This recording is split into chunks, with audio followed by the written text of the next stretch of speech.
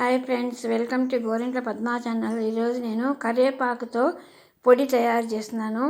చాలా బాగుంటుంది, చాలా మంచిది ఆరోగ్యానికి. రోజు అన్నం తినేటప్పుడు ఫస్ట్ 2 ముద్దలు ఈ కరివేపాకు పొడితో తింటే జీర్ణమవుతుంది. బాలింతలకు కూడా ఈ కరివేపాకు పొడి పెడతారు. దానికి కావలసిన పదార్థాలు చూపిస్తున్నాను.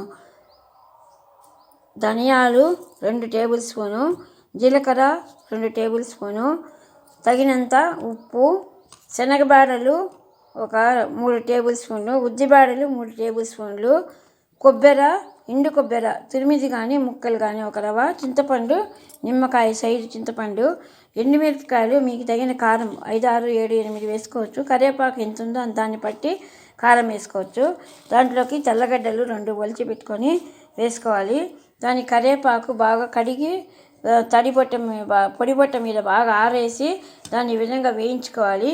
ఈ దినుసులన్నీ ఈ విధంగా వేయించుకోవాలి.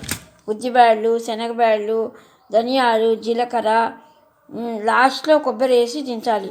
చింతపండు అన్నీ వేసి వేయించేసి దాంట్లోకి ఉప్పు వేసి అన్నీ మెత్తగా గ్రైండ్ చేసుకోవాలి. ఇవన్నీ ముందు వేసి గ్రైండ్ చేసిన తర్వాత ఈ వేయించి పెట్టిన కరివేపాకు కూడా గ్రైండ్ చేసిన తర్వాత దాన్ని కావాలంటే నూనె కొద్దిగా పెట్టి పోపు వేసేసి దాన్ని కరివేపాకు పొడిని కనుక వేయించి పెట్టేస్తే ఎన్ని రోజులైనా చెడిపోదు. చాలా టేస్ట్గా రుచిగా ఉంటుంది. బాలింతలకు దానికి పనికొస్తుంది. మీరు కూడా తయారు చేసి నాకు కామెంట్ సెక్షన్లో కామెంట్ పెడతారని తలుస్తాను. లైక్ చేయండి, షేర్ చేయండి, పక్కనున్న బెల్ని క్లిక్ చేయండి. తప్పకుండా సబ్స్క్రైబ్ చేయండి. చాలామంది సబ్స్క్రైబ్ చేయలేదు, తప్పకుండా చేయండి. ఇంకా ఏమైనా వంటలు చేయాలంటే చెప్పండి, నేర్చుకొని పెడతాను. ధన్యవాదాలు. ఈ విధంగా ఉద్దిబ్యాళ్ళు, శనగబ్యాళ్ళు, ఎండు కొబ్బరి, ఉప్పు, చింతపండు, ఎండుమిరపకాయలు అన్నీ ఈ విధంగా గ్రైండ్ చేసేసి కోసుగా గ్రైండ్ చేసేసి తర్వాత ఈ వేయించి పెట్టుకున్న ఆకును కొద్దిగా వేసి గ్రైండ్ చేసుకోవాలి. అంతా వేస్తే గ్రైండ్ కాదు, కొద్దిగా వేసి ఆకంతా గ్రైండ్ చేసుకోవాలి. ఈ విధంగా కరివేపాకు పొడి రెడీ అయింది.